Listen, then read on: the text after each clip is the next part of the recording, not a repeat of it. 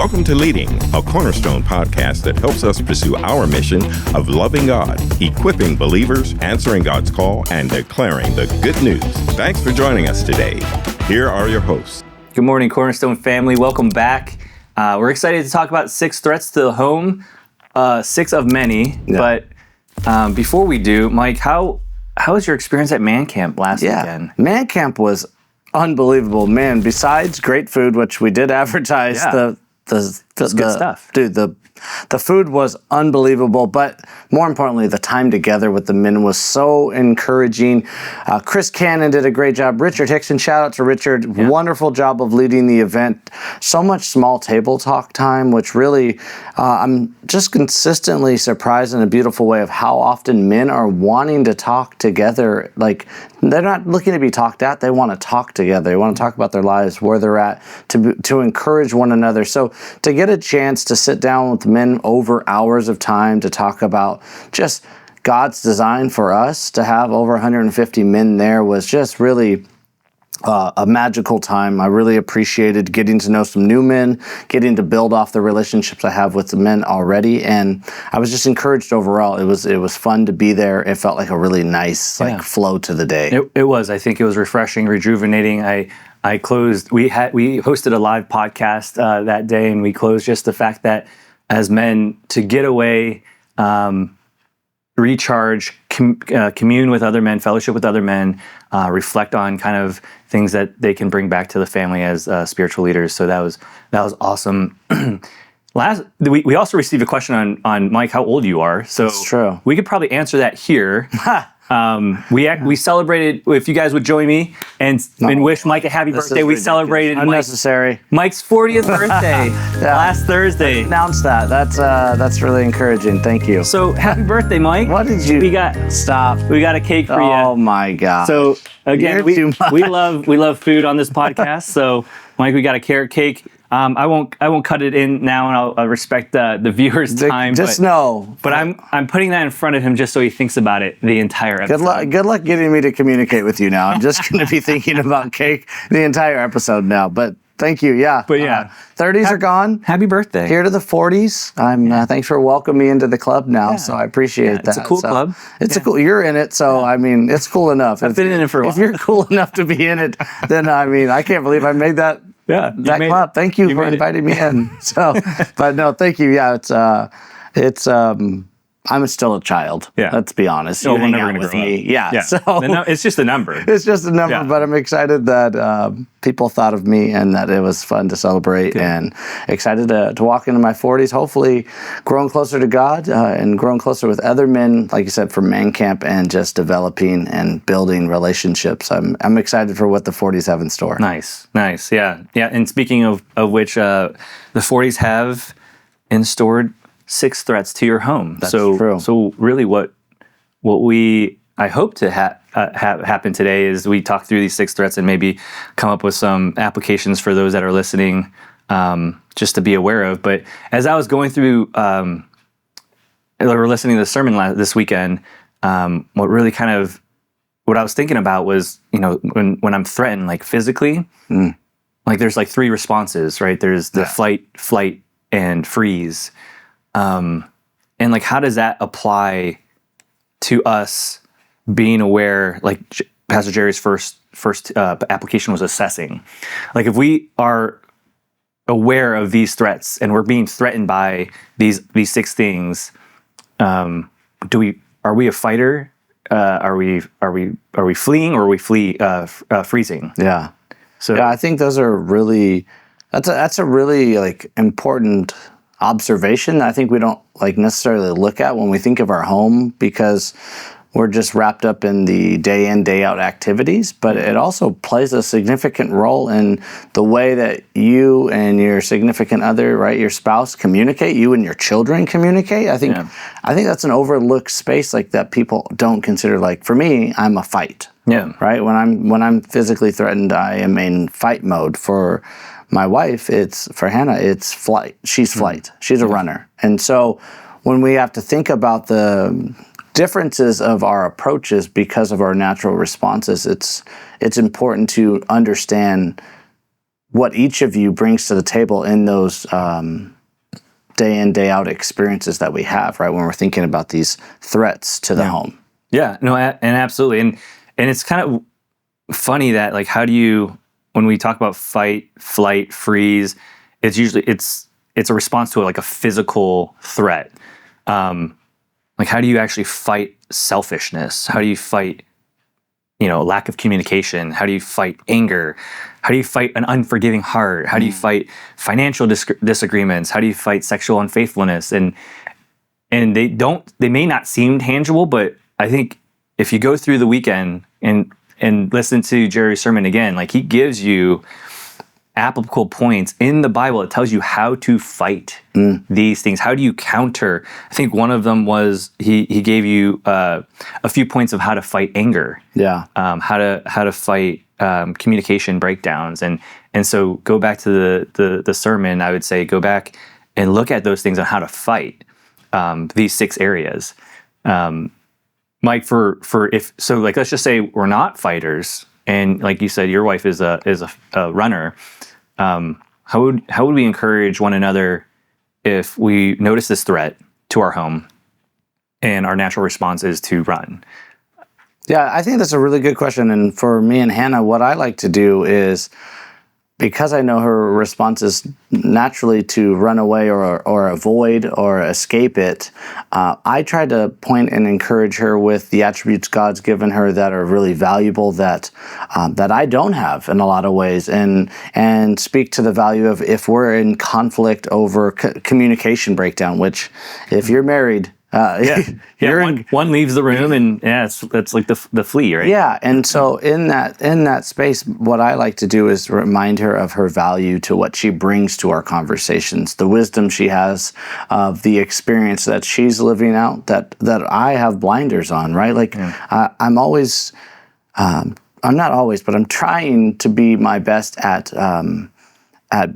having honest observations of my efforts, and I think we always paint the best picture of our efforts, even though that may not be the reality that we're walking into. And so in conflict, instead of letting my pride jump in and my ego come there and be ready to fight over every bit that I think is how it went down, I'm trying to encourage her to communicate how the experience was for her, and how valuable that is for me to have that information, so then I have time to respond properly and to try to help us communicate that space out better. Yeah.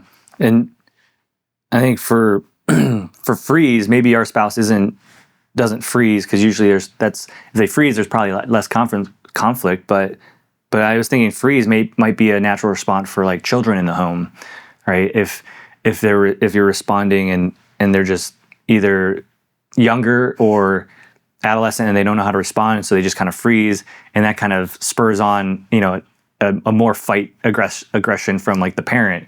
How would someone that freezes contribute to addressing these threats in the home? Well, first I want to just say, funny, because when you said that about the kids, Cooper, who's 18 months, he's literally a freezer. So if I talk to him sternly, if he's doing something wrong, he will now lay on the floor and look up at me, but he won't move. I'm like, Cooper, that's adorable. I'm not kidding you. It's the funniest and cutest thing, and it quickly works on me for right now. Oh, totally. Now that I know that, Cooper, I'm catching on to you. Yeah, he's on to you. But so that's real. That's probably less cute if you do that as an adult. So we'll work on helping him out of that space. But I think time. For those who freeze, I think that while it may dissipate conflict, because it's hard to have a fight if there's just one of you in it, I think it can really lead to coldness. Because I think freezing doesn't allow both parties. It doesn't feel like both parties can be invested all the time when there's a freeze. We need to be able to be a part of the conflict. And especially when we're thinking about the home, we're a team. And in a team, we have to have everybody contributing. And I think that would be my encouragement for those who freeze, is to fight the resistance against doing nothing, and in that, seeing how you can be way more valuable by jumping in and contributing and being a part of the solution, because a seamless team is going to be one that everyone knows their roles but contributes accordingly. Yeah, absolutely. I think, as we're talking, it occurs that like we all need to be in fight mode when we see these threats. Jerry mentioned gambling and alcoholism as other threats, and usually those are probably more tangible in the sense that like you just need to stop. So you fight it by stopping. Yeah. Right. You fight selfishness by stopping, by putting on selflessness. Communication, you fight it by overly communicating and being patient and listening. I think the proverb was to be quick to listen, slow to speak, and slow to anger, which brings us to anger, which is like it's also a stop, right? It's a pause, and then unforgiveness, unforgiving heart. That's not something you stop. It's actually a do there. So it's kind of like different reactions, responses depending on the threat. But like I said, it's not something you just go cold turkey or whatever the addiction or the threat is. When you look at these threats, really all these scream out to me is that we need a daily reminder of we need the gospel daily. Yeah. Right? We need to have perspective, and we need to have that biblical perspective of what Jesus did for us, a reminder that we're lost, that we're sinners, and if we really understand what Jesus did for us, we can have a reset. Yeah. We can have a mental reset that can help with so many of these things, because when I'm thinking of myself and I'm busy about how my day looks, I'm incredibly selfish. Mm-hmm. When I want things done a certain way, I will communicate that way because I will want it done that way. I'm not thinking of the team, I'm thinking of me. And when I am hurried and busy because I'm focused on me and I'm not having the perspective of God saving me, it's easy to be angry, because in my hurried nature, I don't have time for inconveniences or distractions or, as Richard, I love the way he says it, divine appointments, mm-hmm. right? If he has the perspective of understanding like his day is not how he sees it, but more of responding to how God plays it out for us. Right. And in that, I think when you can help with the first three, unforgiveness is harder to get to, mm-hmm. right? And I think, right, like you're saying, like financial disagreements and sexual unfaithfulness, those are different kind of runways that you need to be aware of and be focused on and make sound, discerning decisions. But when you think of selfishness, communication breakdown, and anger, there's a lot of symmetry in those spaces, good or bad. You can kind of find yourself bundled in those together. Sure. I mean, those are all heart conditions. Even financial disagreements and sexual unfaithfulness can lead to heart stuff. Financial disagreements. I mean, given we're coming up on the holiday season, the Christmas season, and I'm sure this for some it may be something that is a threat to the home. Maybe one spouse wants to make it a grand holiday. Maybe you have family coming in, and the other one is trying to be more frugal. Maybe they're saving up for something. So, how do we overcome? One, probably recognize that we're approaching this season and getting on the same page.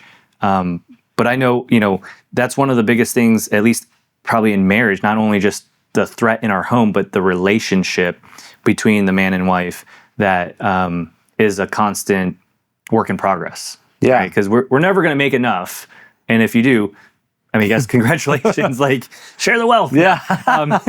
But we're never going to make them enough, right? And God calls us to store up our treasures in heaven. And so we're never going to have everything we want. And how do we temper that? How do we communicate so we don't have a communication breakdown and figure out what is best and how to use our monies and finances wisely? I think that takes time to being intentional about a shared vision, not of just today and tomorrow, but into the future, right? You need to have these future conversations so you're both prepared with an expectation of what that looks like and hopefully an agreement of that bigger picture of what it would look like, because I think that helps the smaller day in, day out stuff, because you're on the same track of communication. Yeah. I think it's when you are pulling in different directions and not speaking about it until you're ready to make a decision, where we see so much of this conflict of like, well, I thought we were going to do this, and well, I thought we were going to do that, and then you realize you haven't been communicating any of your thoughts. You've been planning individually for a family decision, and I think that is really. I still find myself there all the time with Hannah. Like, you think you're getting better, and at times you do, and then there's times where you realize, oh wow, we really haven't talked about this. And I think it's being intentional in the conversations of, hey, how do we see this holiday season playing out? How do we see the next year playing out? What would we like to do with our finances that would allow us to either get away or to invest in this time, in this activity? And I think it takes time to sit down and to talk about those things together. I think it creates a place where both parties can be heard, and hopefully then there's compromise on where you land, like, as a team. Yeah, absolutely. I mean, the past weekend, Jerry was talking about some of the disagreement is because of where we store our value, or how we see money being spent wisely is different, right? Maybe it's on building the home so that it's a place that is where the wife can nest. Maybe it's on experiences. Maybe it's on you can name it on all this stuff, like hobbies and interests. But then getting to the same page. Like I'm like a saver. I'm a future guy, right? And you've made fun of me many times about the planning. But you're a great planner. You don't know. Henry is an unbelievable planner. I was just going to ask you. You jumped the gun, but I'm like, dude, you need to talk about the whatever planning. Kind of habits you have for the planning, because you have like 2026 already booked out. Well, so I mean, I can laugh at it now, but like at the time, it was actually probably pretty stressful. Joy and I are in our first year of marriage, and we're talking about starting a family, and we're not making a lot of money. She's not working, and her concern is like, we can't afford to have a child. And I'm like, man, that's kind of a hit on the guy's ego, because I can't provide for a family, let alone even have a child. So, I stayed up all night. I could see you. I stayed up all night. Totally see you doing this. Projecting and planning, spreadsheeting, and just like, I'm going to figure this out. Yeah. I'm like, all right, what did diapers cost? What did these things do? All that was, it was beneficial for me in the sense that I put in the work. And we had a very good chat of like, okay, these are the expenses, all this stuff. You know what I didn't anticipate at all, and all that planning and all the spreadsheeting and trying to make it to the nth budget, like, okay, we're gonna have like this much left over, or we're gonna be in the black or red or whatever it is. I had no idea God's grace in the whole thing. Yeah. Like we were gonna be like paycheck to paycheck, trying to figure out the formula and all this stuff, all the cribs and all this stuff, and we had an outpouring of love. And I mean, there's a baby registry, but like, I mean, we were just getting things we didn't even know we needed. We had like hand-me-downs from my family, from my brothers who had, my brother who has two older girls, and we were just getting hand-me-downs like left and right. And like all this stuff that I did, it just reminds me of the Proverbs was like, go forward and do what, God, and God will make the plans for you. Like I was trying to plan, but he already had a way for us to support a family that I didn't even know. And we were so blessed in that moment. And I look back and I'm like, yeah, I mean, I spent all night trying to figure this out. And I think it was good to just show that I'm willing to put in the effort. And no matter what the numbers comes out to, like if I have to take another job, I'm gonna make it work. I think that was the confidence that she was looking for, the reassurance that Joy was looking for. And then God, like over and above, like surprised us. And we shouldn't have been surprised, but we were just like, this, I couldn't even have planned that, and the outpour of love, and how much that church came alongside us when this was in Boston. So like those things, I feel like looking back, like when it comes to financial disagreement, that was probably like a big one. We knew that was our purpose. We knew it was God's will, but we just like, we couldn't see it, right? So sometimes it's like that research that helps kind of overcome some of the fear and concern, but like I would say put your faith in God. Yeah. And he will over and above like surprise you. I think put your faith in God, and I like earlier you said it, and I think it makes so much sense. You said put in the work. Yeah. When there's threats to the home, we got to put in the work. Yeah. And we got to put in the work, ideally as a team, right? With everybody contributing, all hands on deck, and making sure that we are fighting against selfishness, fighting against communication breakdown, which includes communicating before you're angry. Yeah. Right? Start talking about things that are bothering you before it's a blow up. And I think then thinking about having short accounts, right? To those who forgive little are forgiven little. Yeah. And understanding like in that we can have a lot more grace and forgiveness like our Heavenly Father does for us. And if we reminded ourselves of that more, I do that a lot as a parent, like, oh, God, I'm so grateful you parent me different than I parent my kids. Right. I think if we take that same idea into our relationship with our other loved ones and our wives and our husbands, and we think about how, like I said, the daily reminder of the gospel, right? Coming back to the fact that we were lost and now we're saved, in that there's beauty and there's so much opportunity to have perspective, to love others, forgive well, right? To keep yourself pure, to be sacrificial in the way you approach loving others and leading others, especially for those men out there as well. Absolutely. Yeah. I think there's so many application points. I think the biggest takeaway for me is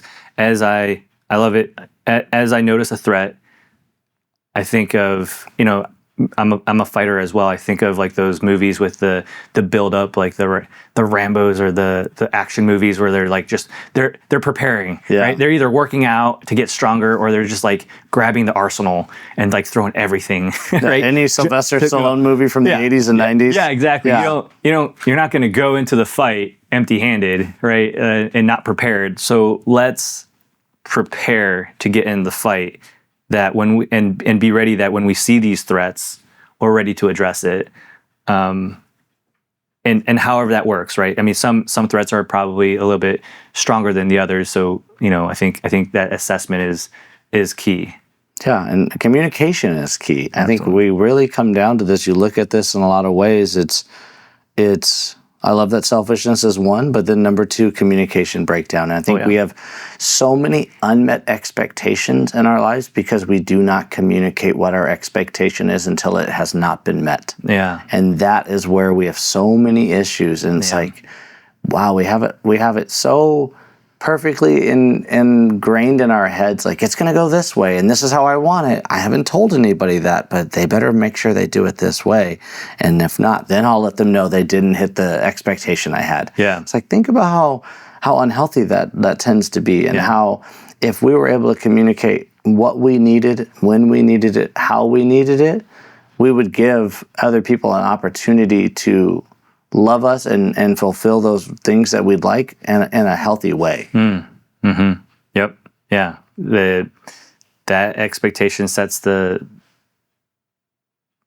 environment for selfishness. Absolutely. Yeah. But our hope is in Christ. Amen. So, Cornerstone, thank you for joining us this season. Wow. So this is episode 46. It's unbelievable. 46. Can you believe it?